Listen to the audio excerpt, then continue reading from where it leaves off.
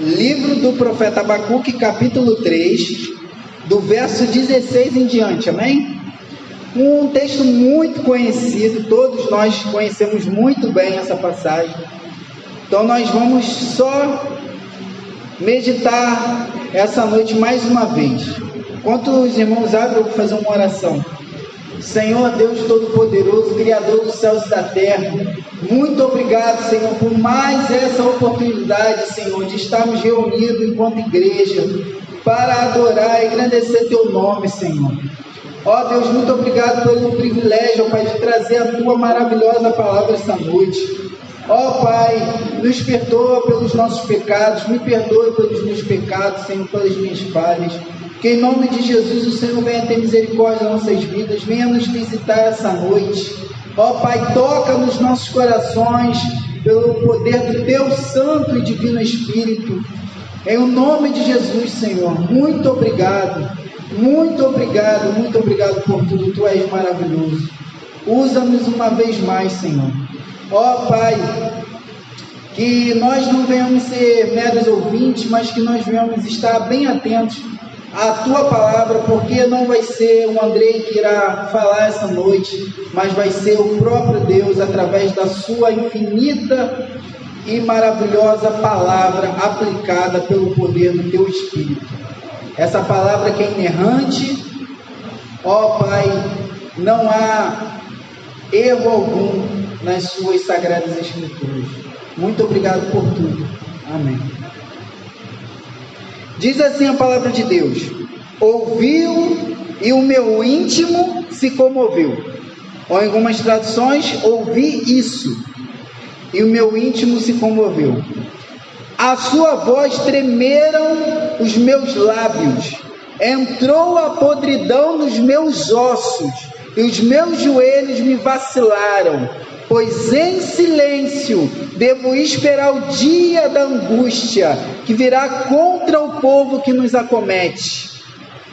Ainda que a figueira não floresça, nem haja fruto na vide, o produto da oliveira minta, e os campos não produzam mantimento, e as oliveiras sejam arrebatadas do aprisco, e nos currais não haja gado.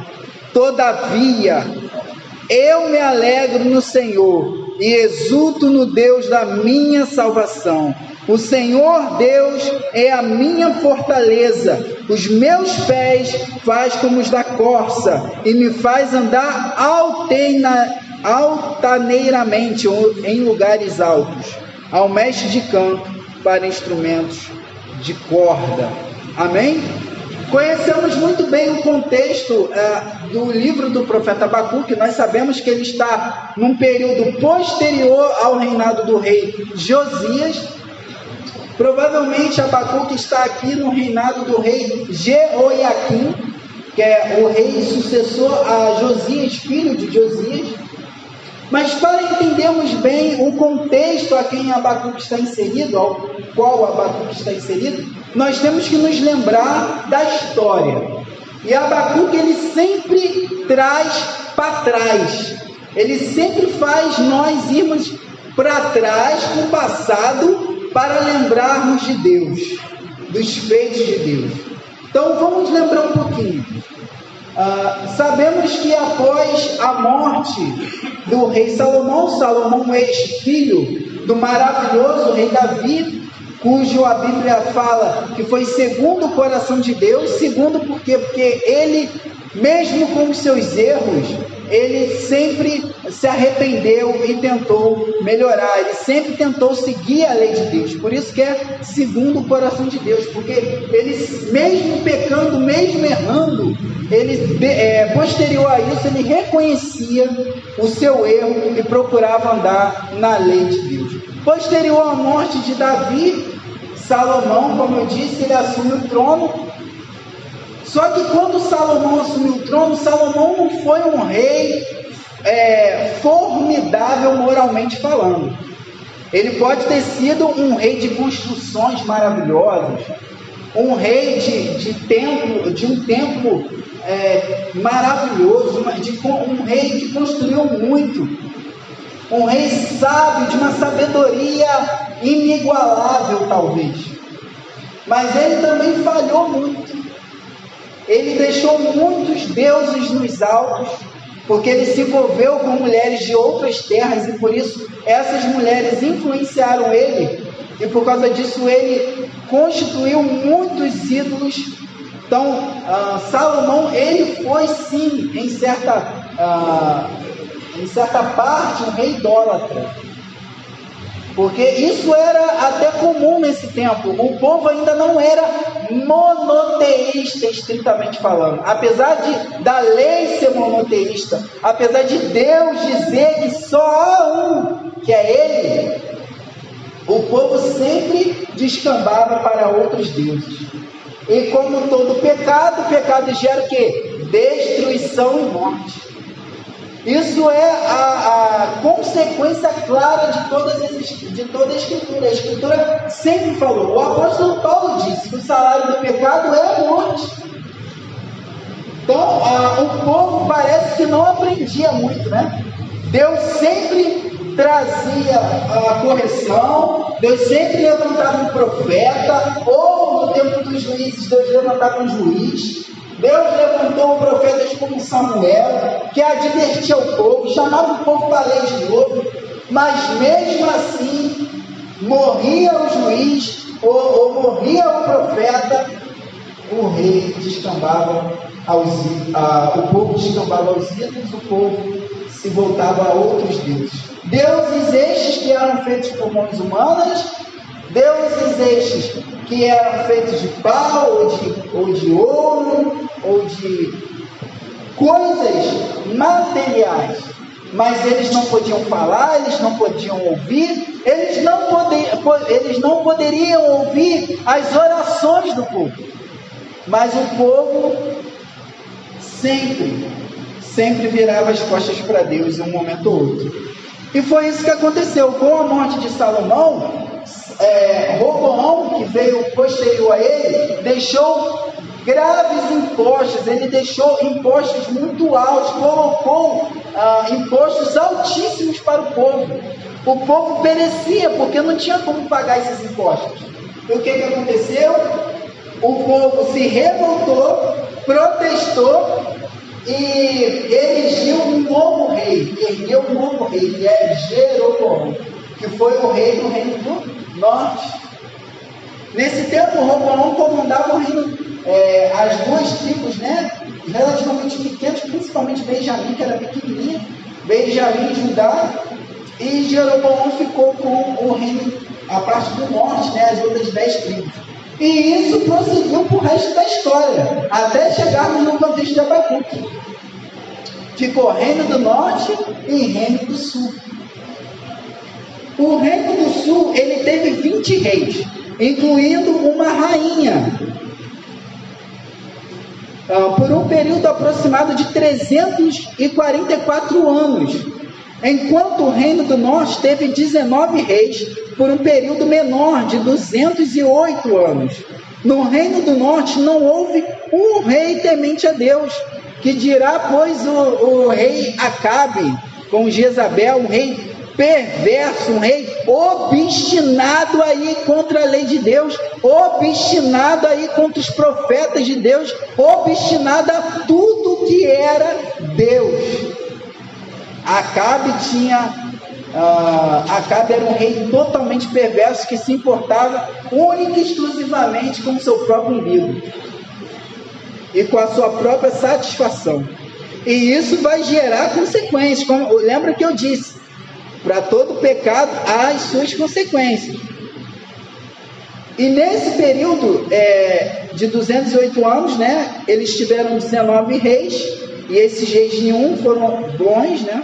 No reino do norte não houve um rei, mas no reino do sul teve alguns reis temente a Deus. Por exemplo, Ezequias, Josias foram reis tementes a Deus, reis que não viraram as costas para Deus, mas que se importavam com a lei. Principalmente Josias, né, que foi toda aquela reforma da lei que ele fez um pouco antes do contexto do profeta Abacuque. Só que em 722 a.C. aconteceu algo terrível, que foi a destruição do Reino do Norte pelas mãos de Salmanasar V, um rei assírio. A Assíria, nesse tempo, em 722, era um poderio bélico absurdo, e era um poder muito perverso. Inclusive, eles empalavam as pessoas, eles enfiavam estacas por dentro das pessoas, penduravam no sol por dias, até aquela carne secar, apodrecer e secar. Eles esfolavam as pessoas ainda vivas, tiravam um pedaço das carnes. Era um reino perverso demais. Às vezes a gente vê, lê a história recente, a gente fala, nossa, mas como esse país era perverso, como esse homem era perverso. Irmãos, os homens sempre foram perversos, porque os homens sempre foram obstinados no poder, e o poder os cega, o poder os faz ficar obstinados, e eles querem poder a todo custo. Eles não veem, querido, o seu inimigo como um ser humano, eles veem como um objeto que tem que ser passado por cima. É assim que o mundo vive. E nós vamos entender essa narrativa em Abacuque.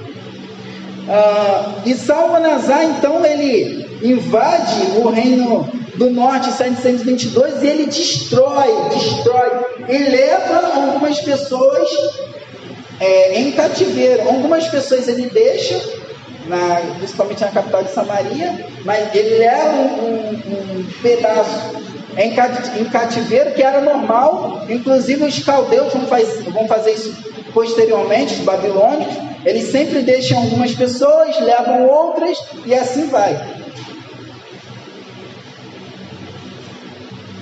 Só que aproximadamente 120 anos depois da morte, da destruição do povo do Reino do Norte, mais ou menos ali em 609 houve uma batalha, que era a Batalha de Carquemes.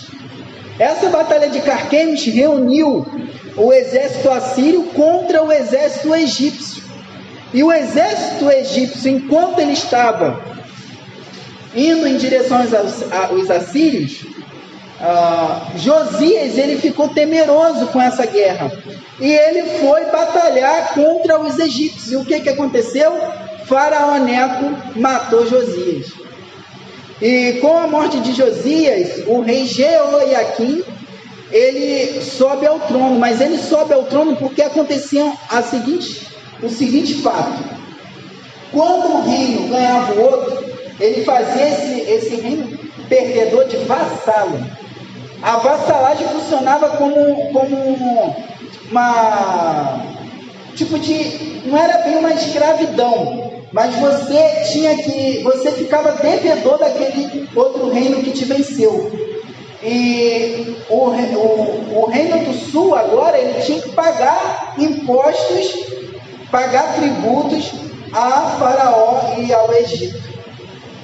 E o que aconteceu com isso? Consequentemente, já não tinha dinheiro no Reino do Sul, já não tinha recursos, o povo já era oprimido, a viúva já era oprimida, o órfão já era oprimido. O que aconteceu? Eles ainda tinham que dar dinheiro para o Egito, recursos para o Egito. O povo foi cada vez mais sufocado, exposto ao opróbrio. O povo começou a passar fome.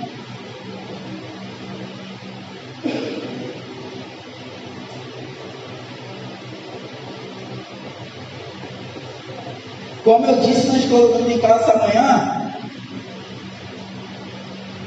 em todos os governos, irmãos, em todos os governos, é sempre o povo que perece no final.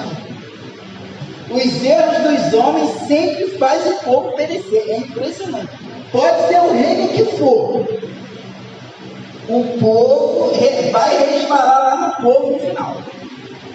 É sempre assim. A história mostra isso. Os gênios nas monarquias, em todos os governos, o povo sempre vai perecer por causa do erro de uma cúpula. Por que isso funciona? Por que isso acontece? Porque o homem é corrupto.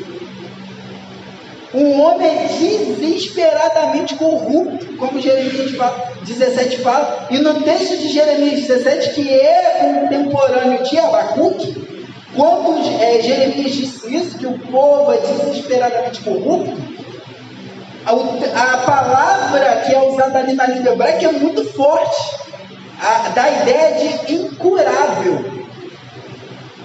É como se o coração do homem não tivesse cura. É por isso que o homem sempre, é por isso que os homens, principalmente os poderosos, eles sempre querem subverter o povo, o mais fraco. E isso que aconteceu muito na história, porque o poder, irmão, cega as pessoas. O poder cega. Isso é um perigo até para nossas igrejas. Quantas vezes isso não acontece? O poder cega. Tem pastores, irmãos, que se acham Deus. Quer mandar e desmandar o que você tem que fazer. Até porque você vai casar, eles querem dizer. Pastor Arete, coitado, não fala nada. Tem boca que não fala.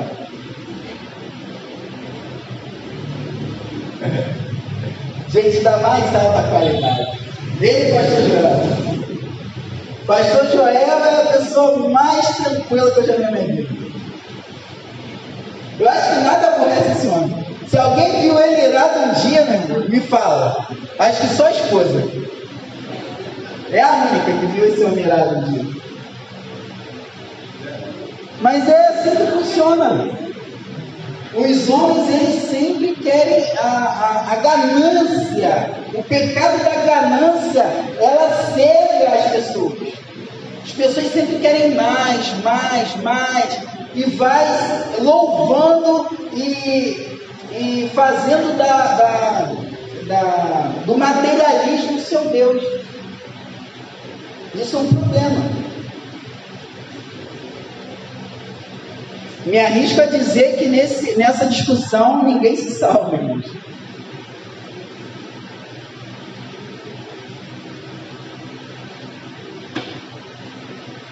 E isso aconteceu com o reino de Judá. Infelizmente, o reino de Judá entrou por esses caminhos. Já entrou muito antes, com o reino do norte, por exemplo. Mas o reino do sul, ele entrou por esses meandros. E Jeoiaquim, ele foi colocado no reino, depois da morte do seu pai Josias, por causa de uma manobra. Porque quem tinha que chegar no poder era o irmão dele. Mas como ele compactuava com as ideias de Faraó Neco, então Faraó Neco subiu Jeoiaquim ao poder. Então você vê, olha, irmãos, questões políticas sempre existiram, favores sempre existiram e sempre vai existir. E o povo ficava, por causa da ganância, da cegueira desses homens obstinados, o povo perecia. O povo ficava ali passando fome, passava fome mesmo. Nessa época o povo passava fome. Olha o que Abacuque vai dizer logo no capítulo 1. Ele diz assim: sentença revelada ao profeta Abacuque. Até quando, Senhor, clamarei eu, e tu não me escutarás? Gritar-te-ei violência, e não salvarás. Porque me mostras iniquidades e me fazes ver a opressão? Pois a destruição e a violência estão diante de mim. Há contendas e o litígio se suscita. Por esta causa a lei se afrouxa e a justiça nunca se manifesta, porque o perverso cerca o justo e a justiça é torcida. Olha o contexto que Abacuque está, irmãos. Não é muito próximo de nós? Muito próximo. Parece que esse texto está falando, a gente está na época que Abacuque vivia.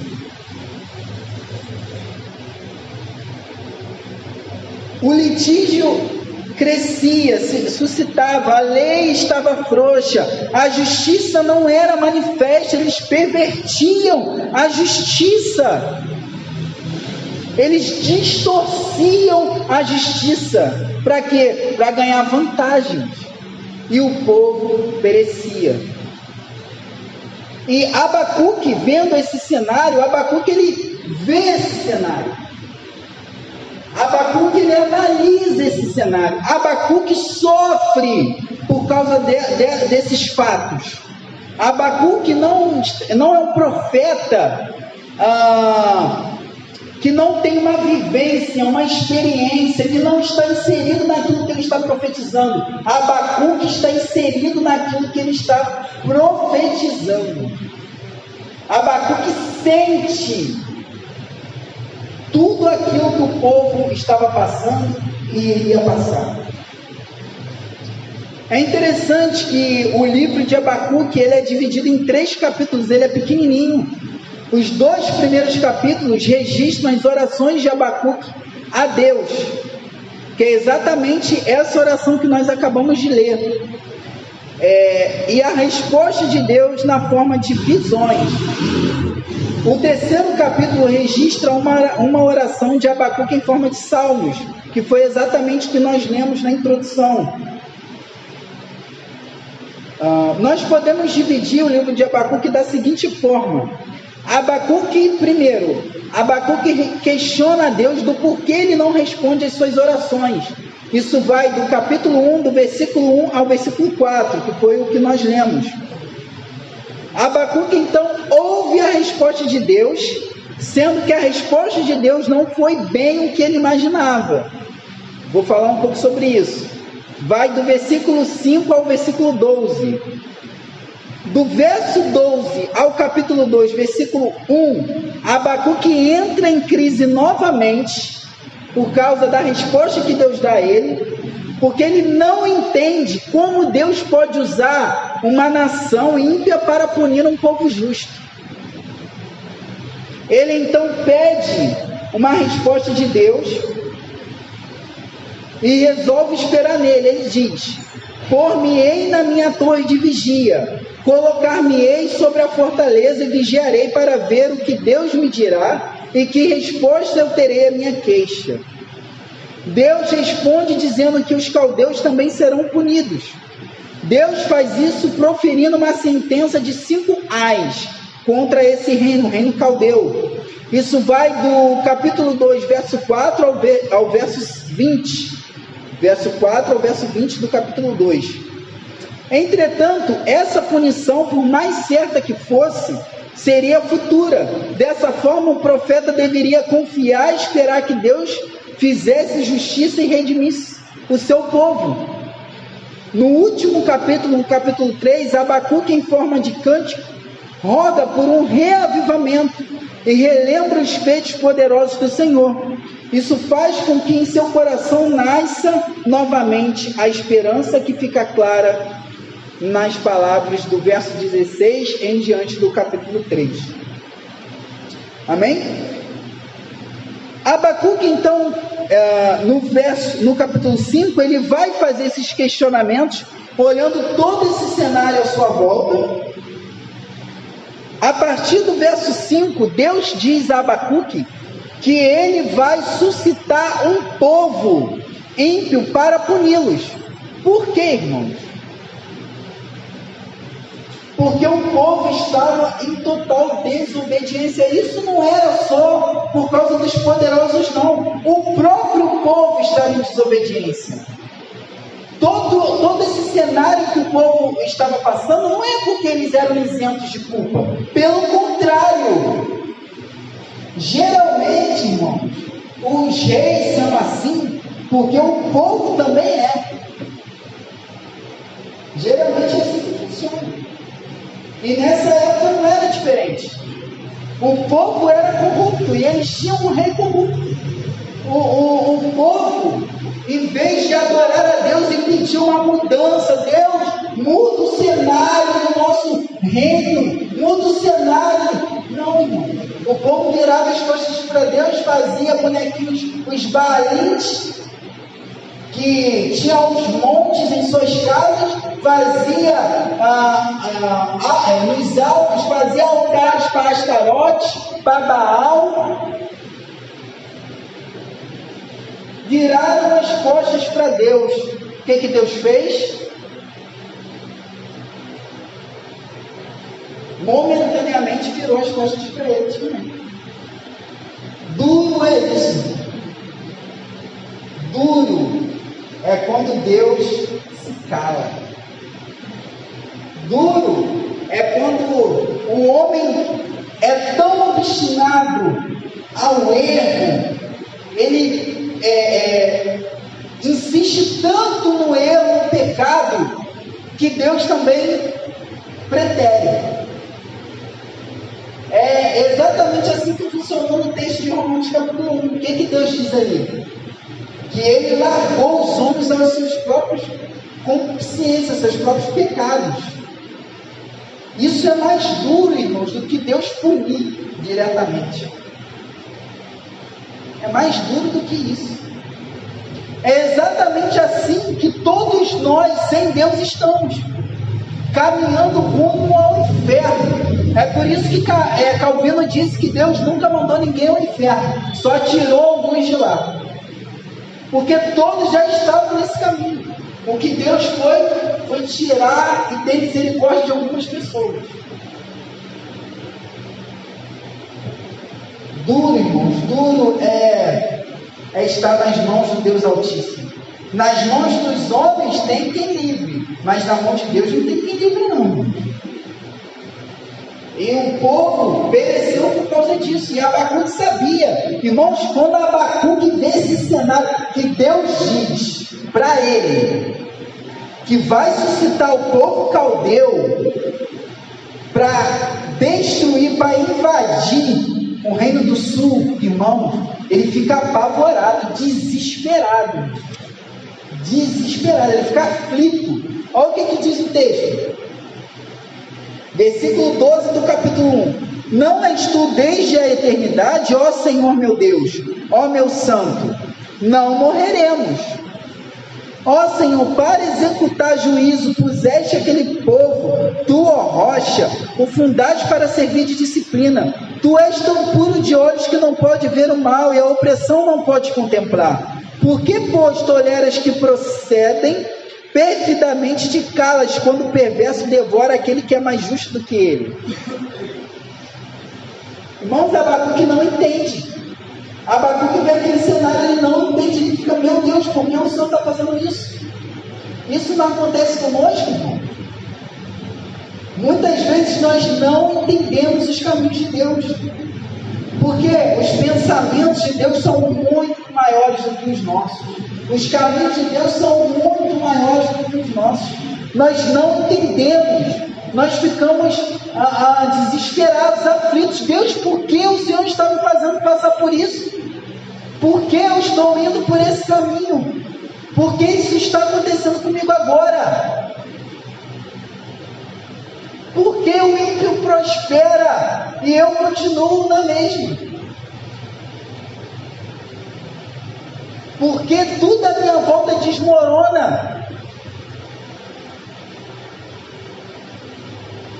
É exatamente esses questionamentos que Abacuque fazia. Como pode tu, ó Deus, desde a eternidade, como tu podes suscitar um povo ímpio para punir um povo justo? Porque a leitura de Abacuque de justiça era do povo separado, do povo da aliança. Era o povo pactual de Deus. Só que Deus não estava punindo por causa do povo pactual. Ele estava punindo o povo enquanto indivíduos, enquanto nação. O pacto e a promessa iria permanecer. É isso que Deus vai falar. O pacto e a promessa continuam. Deus não retarda a palavra. Deus não volta atrás daquilo que ele disse. Mas momentaneamente Deus pune. Por exemplo, nós temos firme confiança na nossa eleição. Sabemos que Deus nos elegeu, sabemos do nosso fim, que é nosso fim não, né? Nossa continuidade, que é a vida eterna. Mas se nós errarmos hoje, irmão, Deus não irá nos punir?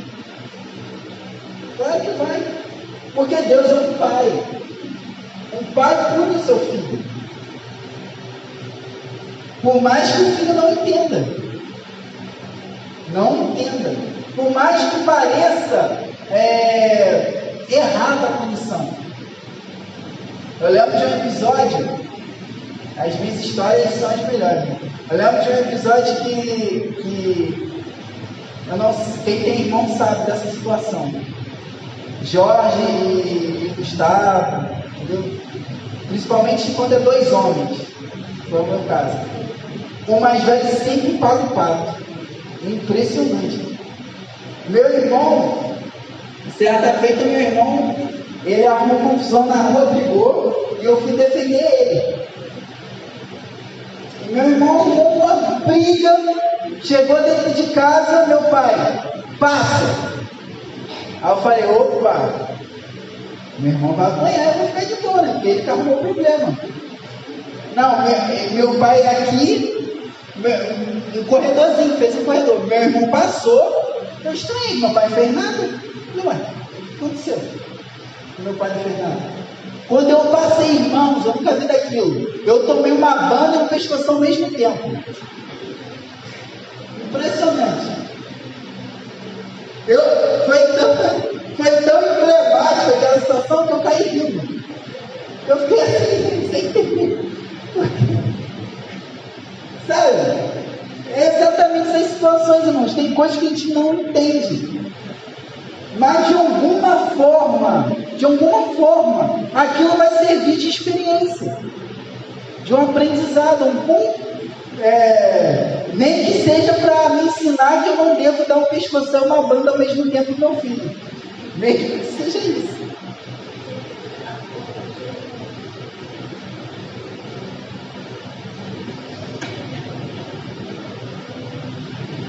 Mas é assim que funciona.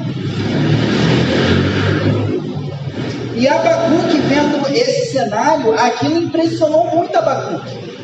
E Abacuque, no capítulo 2, ele vai dizer assim, versículo 1: Por-me-ei na minha torre de vigia, colocar-me-ei sobre a fortaleza, e vigiarei para ver o que Deus me dirá a resposta que eu terei a minha queixa. A torre de vigia nessa época era uma torre que era erguida nos reinos, que o vigia, ele ficava praticamente a noite toda pernoitando, vigiando para ver se um exército inimigo não ia atacar eles. O que Abacuque está dizendo é exatamente, ele vai se colocar nessa posição para ter uma visão mais ampla do que Deus quer falar com ele. Olha que interessante, irmão. Quando nós nos colocamos no lugar de esperar em Deus, isso não é se acovardar, isso não é parar no caminho, na verdade não, isso é querer ver o que Deus está fazendo de uma forma mais ampla. Por quê? Porque as aflições muitas vezes nos tornam míopes. As aflições muitas vezes afunilam a nossa visão. Nós só enxergamos a aflição. E isso faz com que nós ficamos ansiosos, e a ansiedade vai crescendo, vai tomando conta de nós, a nossa visão vai ficando míope e nós deixamos que os problemas nos consumam. Mas quando nós nos colocamos na torre de vigia e queremos olhar de uma forma mais ampla, por não entendermos o que Deus está fazendo, a nossa visão amplia. Por quê? Porque esse é o olhar da fé. A fé faz exatamente isso. A fé confia, mesmo sem ver. A fé confia esperando. E Abacuque, ele se coloca nessa posição e Deus responde a Abacuque. Deus diz: Abacuque, eu estou suscitando esse povo, mas da mesma forma que eu suscito esse povo, eu também vou puni-los. Porque eu sou um Deus justo. Você acha mesmo que esse povo vai ir contra o meu povo, o povo da aliança, vai destruir o povo e eu vou deixar ele sem punição?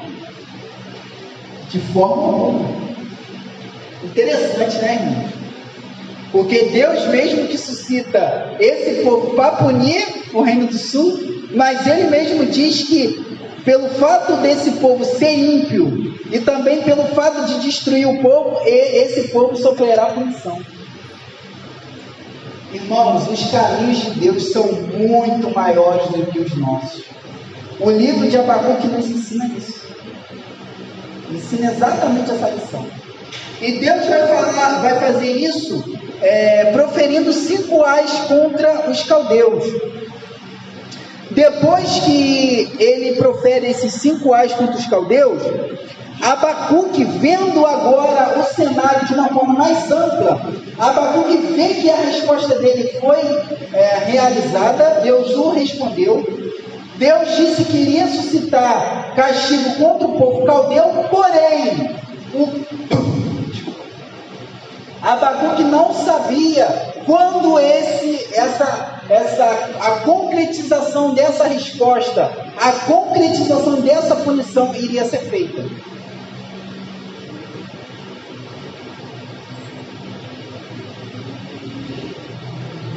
O que Abacuque faz?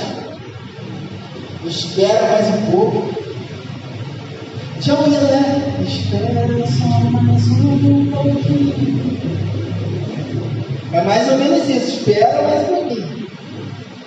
Abacuque continua esperando em Deus, vê que ele não sabe o tempo que vai demorar para o povo caldeu ser punido pela destruição de Judá, do Reino do Sul. E o que ele faz, irmão? Ele encontra forças em Deus, relembrando o passado. E essa é a lição da noite. Para nós conseguirmos o antídoto para a aflição e para o desespero, nós temos que confiar em Deus, relembrando de tudo que Ele já fez e tem feito por nós. É exatamente isso que Abacuque faz. Abacuque, no versículo 1 do capítulo 3, Abacuque diz, versículo 2: tendo ouvido, ó Senhor, as tuas declarações, me sinto alarmado. Abacuque fica sem entender ainda.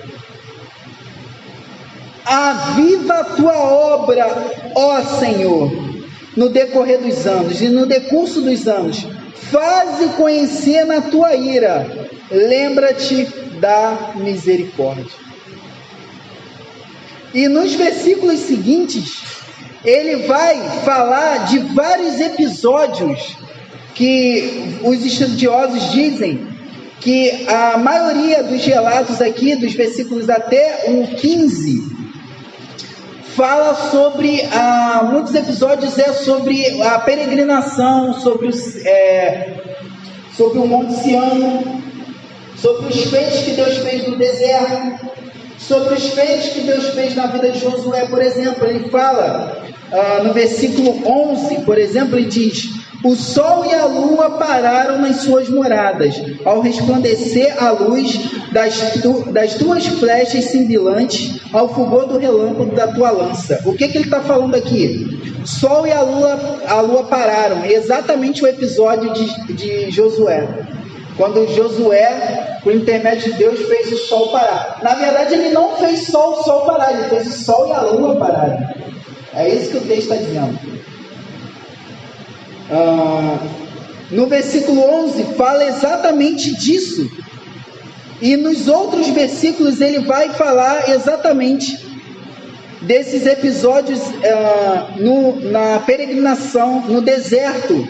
Desde a saída do povo do Egito até também o governo, né, ao governo de Josué, né? Aí no versículo 16, que é o que nós lemos, ele vai falar: ouvi eu e o meu íntimo se comoveu. A sua voz tremeram os meus lábios, entrou podridão nos meus ossos e os joelhos vacilaram.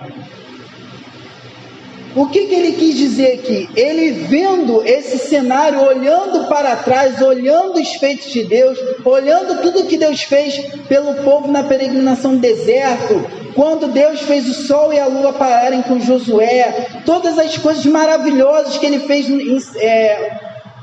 aos arredores do Monte Sião, ele vê exatamente a resposta de Deus aí.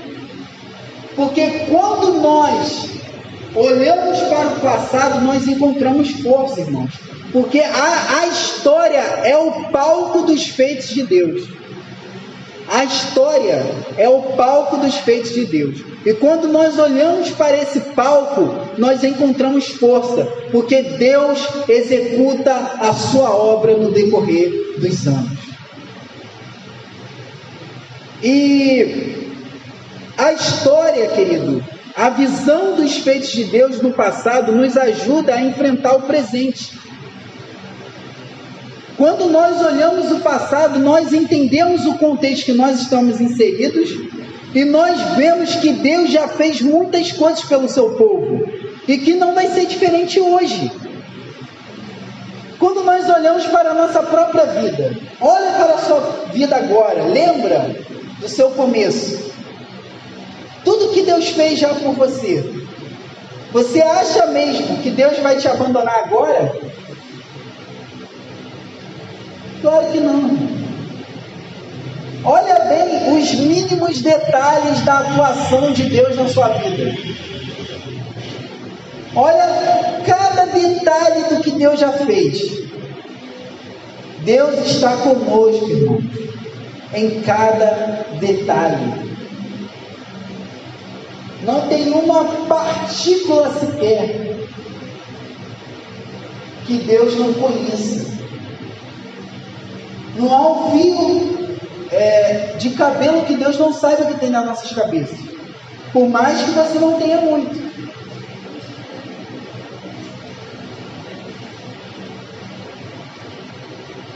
Irmãos, Deus é glorioso, como o nosso irmão Jorge falou no início. Deus governa todas as coisas. Deus está no controle de tudo. Que dirá da nossa vida, irmãos? Se Deus controla todas as coisas, como que Ele não vai ter o controle das nossas vidas?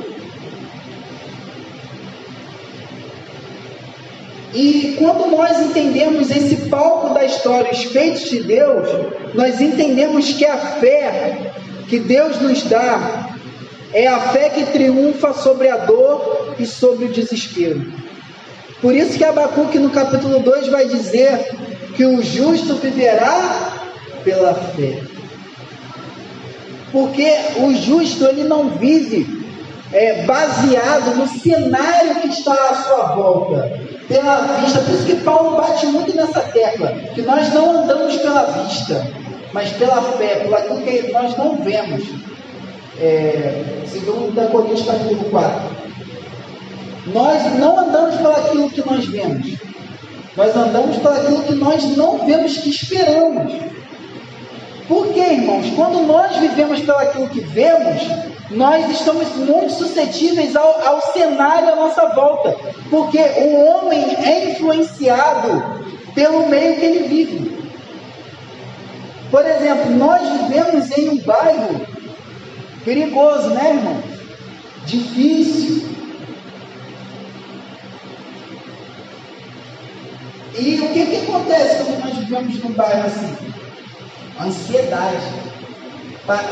Às vezes a gente nem percebe, mas tudo que acontece vai indo para a nossa mente, para as nossas emoções.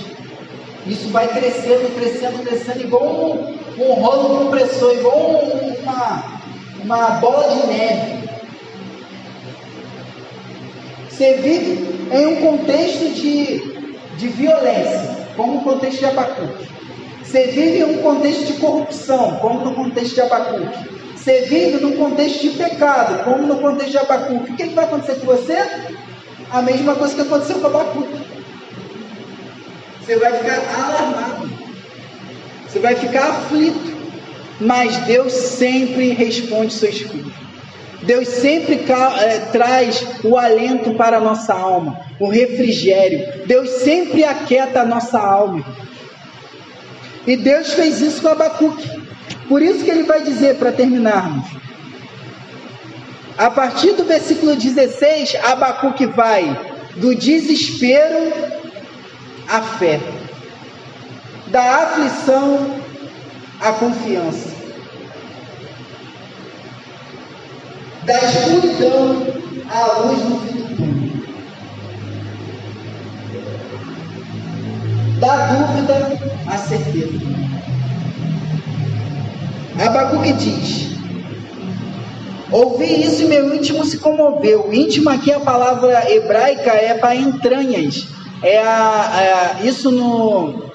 Naquela época, entranhas era a palavra entranhas, né? Essa palavra era usada para corresponder à faculdade da compaixão. Então, quando Abacuque diz: e o meu íntimo se comoveu, ele se encheu de extrema compaixão pelo seu povo. E os meus ossos entrou podridão, os meus joelhos se vacilaram. Irmãos, quando nós temos um encontro com Deus, igual Abacuque teve, quando Deus responde a ele, mostrando todos os seus feitos no passado, nós vacilamos, irmãos, o nosso joelho vacila. Paulo, quando teve um encontro com Jesus em Damasco, ele ficou cego por 3 dias. Um encontro com Deus muda a nossa vida. O profeta Isaías, quando teve um encontro com Deus, em Isaías capítulo 6, o que ele diz?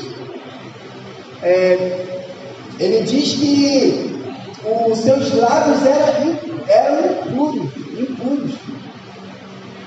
Por quê? Porque a santidade de Deus reflete a nossa miséria. E é exatamente esse encontro que Abacuque teve. Aí Abacuque diz o quê? Em silêncio devo esperar o dia da angústia que virá contra o povo que nos acomete. Deus ensinou a Abacuque que ele deveria confiar e ter fé, que um dia Deus iria punir o povo caldeu. E Deus iria um dia avivar sua obra, como ele fez nos tempos de Esdras e Neemias. Aí por isso que Abacuque vai dizer: ainda que a figueira não floresça, ainda que. Por quê? Ainda que todo o cenário à minha volta seja um cenário de destruição, ainda que desculpa.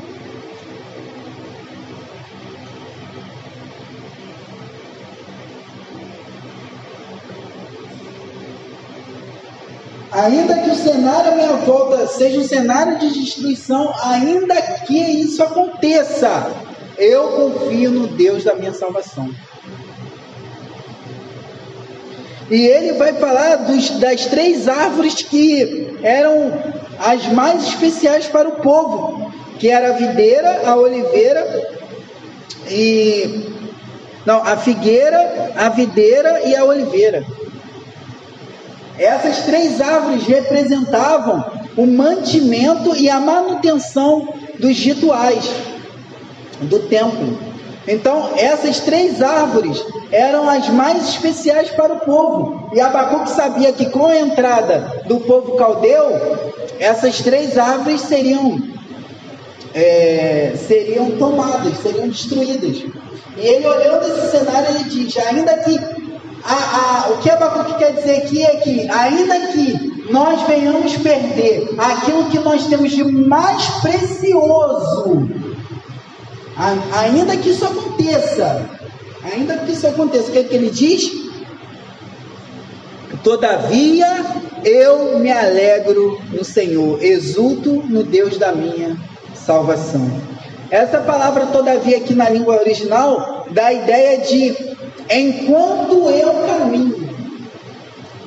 É interessante isso, porque ele diz todavia, ou enquanto eu espero eu me alegro no Deus da minha salvação. E ele vai dizer mais, porque Deus é o que dele? A fortaleza. Fortaleza aqui naquele tempo, até nos filmes que nós vemos, por exemplo, o filme Troia, a fortaleza funcionava na frente tinha um portal enorme, que quando um soldado vinha fugido do inimigo, ele procurava entrar dentro da fortaleza por esses portões, e por dentro era trancado com uma madeira, né, para o inimigo não entrar. A gente já viu muito esse filme. E isso era a fortaleza, esses portões, você entrando por esses portões. O que Abacuque está vendo é exatamente esse cenário. Por que Deus é a fortaleza de Abacuque? Porque por mais aflito que ele esteja, mesmo que os inimigos estejam atrás dele, ele sabe que ele vai passar por aquele portão e vai encontrar refrigério, refúgio e proteção em Deus. Tudo isso nós encontramos em Deus. Nós encontramos proteção, fortaleza, conforto no nosso Senhor. E Abacuque diz mais, ele faz os pés como os da corça, faz andar em lugares altos. A corça, irmãos, é um animal extremamente rápido. E a corça, ele consegue subir, ela consegue subir em lugares altos e rochosos. E sobe rápido. Por mais que tenha obstáculos, por mais obstáculos que venham ter na frente da costa, ela consegue subir. E ela é muito rápida. O que Deus está falando para Abacuque é exatamente isso. Que por mais obstáculos que venham ter, por mais alto que pareça ser, Deus consegue fazer com que nós vamos triunfar sobre todos os obstáculos, e Ele nos coloca em lugares altos. Nós aprendemos grandes lições com Abacuque. Que o antídoto para o desespero é a fé. Que Deus é juiz e Ele julga o seu próprio povo. Deus tem um plano. Temos que confiar nos caminhos de Deus que são demonstrados através da história, por mais que muitas vezes nós não venhamos entender. A vingança cabe a Deus. Ele retribuirá todo o mal que os ímpios deste mundo fazem, ou fazem questão de celebrar. O justo viverá pela fé. Ainda que o mundo ao nosso redor desmorone, podemos ter certeza que Deus está conosco, que o Deus de Jacó é o nosso refúgio. Ainda que. Devemos nos agarrar à fé, devemos segurar pela mão a fé, para que o nosso Deus nos conduza em meio a um deserto de dúvidas, ansiedade e sofrimento, até chegarmos ao oásis de Deus, onde Ele declara governar e controlar todas as coisas. Amém? Que Deus venha falar aos nossos corações, em nome de Jesus. Amém.